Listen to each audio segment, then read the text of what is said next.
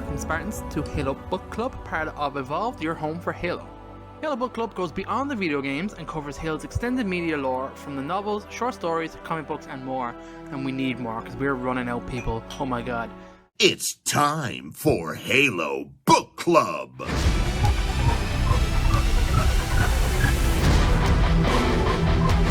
I'm your host today, David, and with me is Aaron. Hi guys. And today's book club is one of the short stories from Fractures, because we're getting to the bottom of the barrel, everybody. It's called Anarosa. It's pretty nice, it's pretty quick, it's pretty short, so this show will be the same. If you're new to the show, welcome. Halo Book Club is part of Evolve, like I mentioned, and we have a whole bunch of other Halo-themed content for you, including Podcast Evolved, which is our main show, Mission Debrief, Builder Blocks, Halo TV Plus, Halo Gear Guide, and Halo Headlines. We also partner with HCS Pro Talk, which is a podcast where Josh and Will discuss the latest information within the competitive Halo scene. Their emphasis is very strong on the community, and they're there each and every week. So go check those guys out. If you want to learn more of our different shows, you can check out our website, which is evolvedhalo.com. We also have halopodcast.com. If you're already a fan of the show, please rate us and leave us a review. We greatly appreciate all the feedback you can give us there, guys, to improve our shows. I also want to take this moment to thank our patrons for your continued support. You guys are obviously incredible. So again, thank you so much for everybody that just chips in and gets us, keeps us going. Even when the content runs out, we'll mix up something else. Who knows? We'll find something else to do with our time. So if you're not subscribed, go check out patreon.com/HaloEvolve to learn more. And finally, we'd like to encourage any of our listeners to support Audible.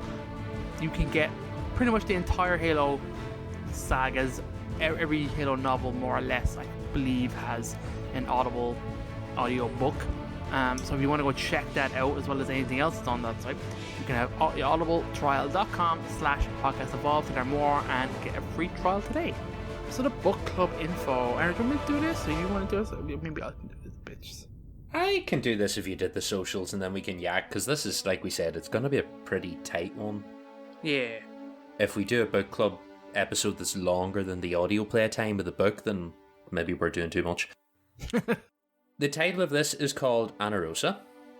It was written by Kevin Grace. He was a managing editor at 343 between 2009 and 2018. Oh, I never knew that. I thought this was just a rando. That's very interesting. That's cool. I believe he was also a franchise director at one point, which it may be... was that Frankie's job at one point? I thought so. I was about to say, yeah, could be.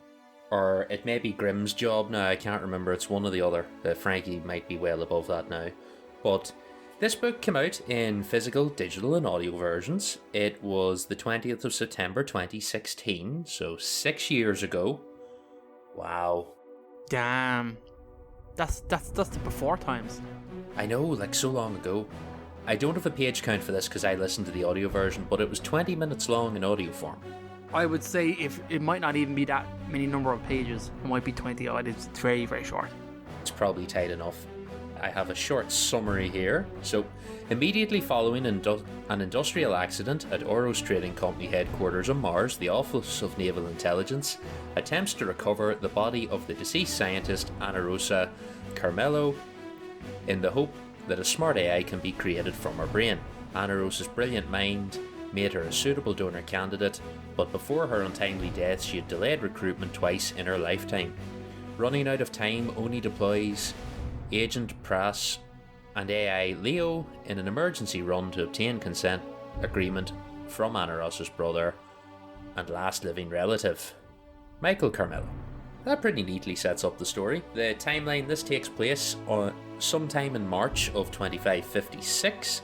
It takes place on Mars, and there are only 4 characters, which is very nice. So, we have Agent Prass, we have Leo the AI, we have Michael Carmelo the brother, and we have Anarosa Carmelo, who's only mentioned in passing because she's unfortunately dead.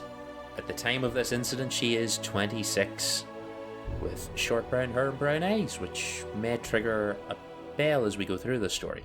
I suppose we do the quick blow by blow because there's not a lot to it. You start this story and Prass and Leo are speeding through traffic. They're on their way to Michael's house. Leo's giving him the backstory on what happened to this next candidate. She's died on a training exercise. She's gone into like a training fighter or shuttle, and the fire suppression system has activated by accident and frozen/suffocated her in the cockpit. Yeah, this sounds horrible. It's instant freezy death. I think they said it took her 15 seconds, so 15 seconds, something, yeah. it was not a nice way to go, and Leo does say that it doesn't appear to have been her fault, so it's just one of those freak accidents that happened. They get to Michael's house. Prowse gets himself all composed, goes and talks to Michael on the doorstep. He digests everything they say and basically says, "Get fucked, go away." Also, just as they get to the house, Prowse says to Leo, has he been informed? And Leo's like, yes, he got the call from HR 16 minutes ago and he hung the phone up 4 minutes ago. And you're like, this is very fresh. Like, he has literally just found out that she's died. And they're come hounding looking for her brain. This is how quick this is. Like, she is only just dead and they are scrambling immediately. He does say, Prowse says to Leo in the car, it's like, this should have all been organised before. And Leo's like, yeah, no, we approached her twice before, and both times she asked us a lot of questions and then said she'd have to think about it. And left it open-ended. So normally, I suppose they have all, like an organ donor, they have your card signed in advance, and then they just come to the hospital and lift your brain and go on. In this case, they're having to scramble as a rapid response team, basically. They go back to the car. Prowse is just telling Leo to pull the pin on everything and, like, recall the recovery team and all the rest of it. And then Michael comes out and to the car. And Prowse goes to talk to him and he's like, shut up, I don't want to talk to you. And turns to Leo's avatar on the dashboard and is like, I want to talk to him. So he goes back into the house. Leo's avatar joins him. I like this. This is a cool little twist of, like, coming out, let me talk to the AI. And I was like, oh, that's kind of cool. I like the way that's where the story went. I suppose it makes, like, the most sense when you think about it. Like, the human coming to tell you about becoming an AI isn't the same as the smart AI coming to tell you what they think about the whole thing. So I like the way they sort of flip this on its head. So just as it starts, Leo fires up his, human analysis subroutines, and he's monitoring Michael's blood pressure, skin color, nervous system activity, all of this. He's just judging how he's reacting while he talks to him. Michael starts to ask Leo all these questions. He says, like, oh, these aren't the normal questions people ask me. Like, do you wish you knew who your donor was? Will I know if Anarosa successfully makes an A? And he's like, no, you can't know anything. We don't tell the AI who their donor was. They don't get those details. I was like, so I'll not actually know. I was like, no, you don't get any of that. And he's like, do you want to know who your donor is? And Leo sort of caught a little off guard with this and like, yes, I do wonder who it was. It's like, I have bits of flashes of memory from the person my donor was. He's like, I think I had a child and stuff like this. And Leo seems quite sad about the whole thing for a while. And he basically says to Michael, like, yeah, we try not to think about this shit too much because we just drive ourselves insane because that's all we can do is sit and think. Which is, I suppose, kind of like what we've got of Cortana, but Cortana knows where she came from and was far more willing to dive into it. But then again, Cortana's donor didn't actually die. She was still there to, like, give shit to her. The only other time they've touched on this is the Kilo 5 trilogy with BB and his donor. Yeah, I think that's the most we've ever gotten, actually. That's the only real hint of it was BB. BB in the end chooses not to see who his donor was. He didn't want to know who that was, but we then find out who he was, so I suppose we get that in a roundabout way. But yeah, no, this is how this conversation goes back and forth, and then eventually Michael's like, okay, right, yes, you can use her, you can make a donor out of her. So they go on, they get back out into the car, they scramble the team, and then Prowse talks to Leo for a minute, and he's now wait, before we go to the last bit, because I have something I want to talk about there, but this bit up until now, this conversation with Leo and Michael, what did you think? I thought it was pretty cool. That was very interesting. I got the impression that Leo was, like, totally caught off guard. He wasn't actually sent to do this, kind of part of it, which is kind of really interesting because, like, why is the smart AI involved in this at all? Like, what's his actual purpose? Why can't you just send an agent to go and have this conversation? It seems like a total waste of a smart AI's like function. It just seems like this wasn't part of the plan to have the AI actually converse with a person about being a donor, and that like he mentioned that like all we do is think. So we try to think about this because it can quickly hasten on the rampancy. So it seems very interesting, and that he has this human thing. I didn't really understand this kind of program he had running where like these numbers were going up, and it was still running even when he was talking to Prowse back in the car. I kind of got mixed up there. Like, was it like telling him something about himself, or was it him measuring Michael, like, or measuring Prowse as well for like lies or something like that? I'm not sure. Yeah, we'll talk about this last part because I ended up looking up some theories because I wasn't 100% sure. I don't remember any of this from the first time I listened to it, so I obviously just skimmed over it and paid no attention. But this time around I was like, oh, hang on a minute. So they're in the car, they're talking at the end. Prowse is talking to Leo. He's like, Leo, you've never mentioned any of this stuff before. And Leo's like, well, you've never asked. And Prowse is like, oh, fair point. And it's one of these things where AIs are like, occasionally people ask them questions that catch them off guard, and it's always the questions about, it's like with BB and Phillips. Phillips is always interested in BB's like personality, who he is, and the rest of it. And he's like, people are normally interested in how many things I can calculate and what I can do and all the rest of it. And Phillips is more like, how do you feel? yes, what is your mind like, you know, things like that. So those always seem to be the ones that catch the AIs off guard. They're ready to like flaunt their brilliance, but when someone asks them a deep, meaningful question, they're like, oh shit. Yeah, when this is happening, he's like talking to Leo, and Leo's staring off out along the dashboard, and he's getting more of these bio readings as the story goes on. In the conversation with Michael, every so often Leo gives a status update of Michael's vitals, and then suddenly in the car he continues to give status readings of vitals, the same set, and they're getting higher and higher and more agitated. And I'm sitting here thinking, like, is this Prowse's vitals? Because the first time I was like, these can't be Leo's. Leo doesn't have simulated vital signs, so they can't be him. But I was like, maybe it is. No, it's not. And I was like, is it Prowse? So then my first theory was, does Prowse know something about Leo's donor? Was Prowse responsible for it? Oh, interesting. Is this him on edge, going like, oh shit, where's this conversation gonna go? Yeah, things are getting deep. So that was my first thought. So then I went and did a little looking up online, and in a few Reddit threads there's also another theory which I absolutely did not think of, which is that Leo is still monitoring Michael's vitals, and after they left, Michael commits suicide. You think?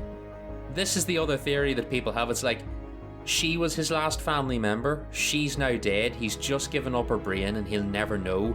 And then Leo says at the end, it's like, oh, I was just getting an update on our next case. And I'm like, are they about to go back to take Michael's brain? Are they about to make a second AI from the brother? I wouldn't have thought so, because they seem to make no, well, not the AI, he might have killed himself, but I don't think they ever were interested in him as an AI, because it seems to be like he wasn't on their radar. They have very select few people who they actually turn into AIs. Your brain needs to be exceptional. You need to be exceptional. And they never mention anything all about Michael being of any interest. So I wouldn't have thought that. But interesting enough that, yeah, the spike in the vitals, maybe that's him.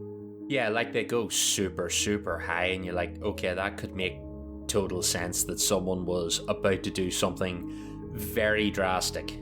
And that was it.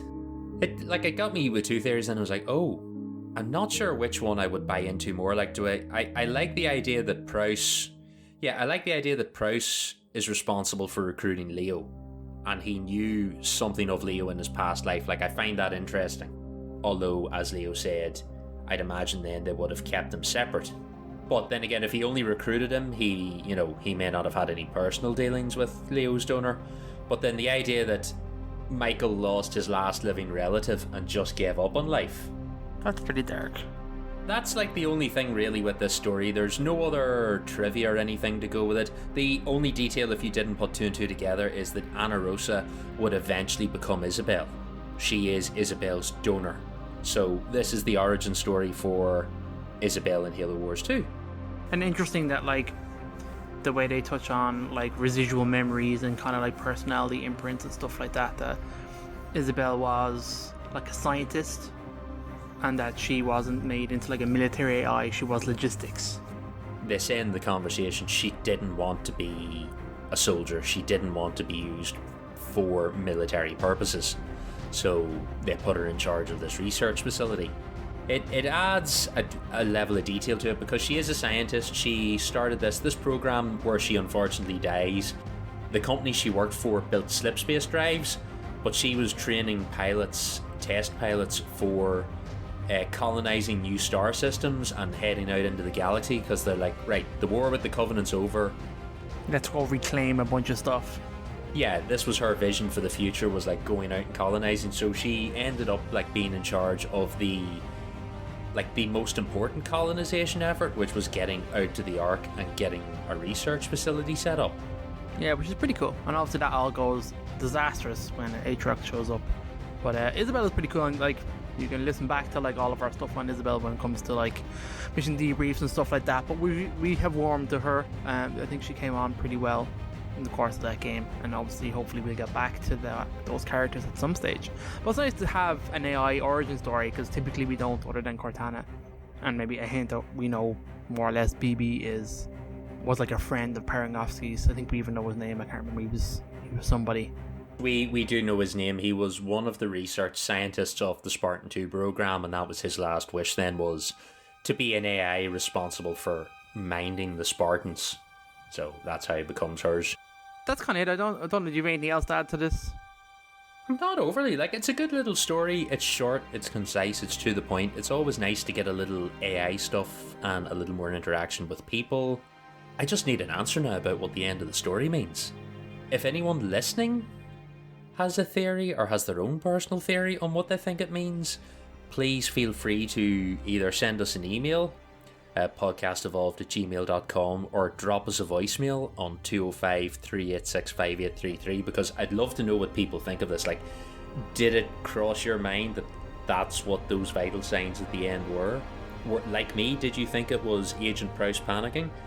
Or did it ever enter your brain that Michael was about to do a terrible thing? I'd love to know what the listeners think on this one, because it's not too often you get such an open-ended story like this in Halo. Usually everything has a defined start, middle, and end. Yeah. I don't think of anything else as a good story. It's solid. I enjoy it. I think the author that wrote this, the only other things to say here is that Kevin Grace also wrote the story in Evolutions, The Return. Oh, cool. And I believe he was responsible for all the dialogue in the terminals in the anniversary editions. Oh, cool. Yeah, so like quite a good writer. I think that's us, David. I can't think of anything else really to cover on this. Yeah, me either, nothing here. We'll wrap it up there, like Aaron said.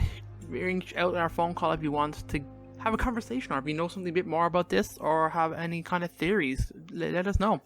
Like we mentioned at the top of the show, all of our episodes are on our website, haloevolved.com. They're on all kinds of podcasting services. You should be able to find us everywhere. On the website you will also find our Discord server, Facebook group, Patreon page, Xbox Live Club, and other contact information should you need it. Once again, special shout out to all our patrons for supporting the show and making all this possible. Head to patreon.com/haloevolved to learn more. And I've been your host, David, and until next time, evolved. Evolved. Evolve!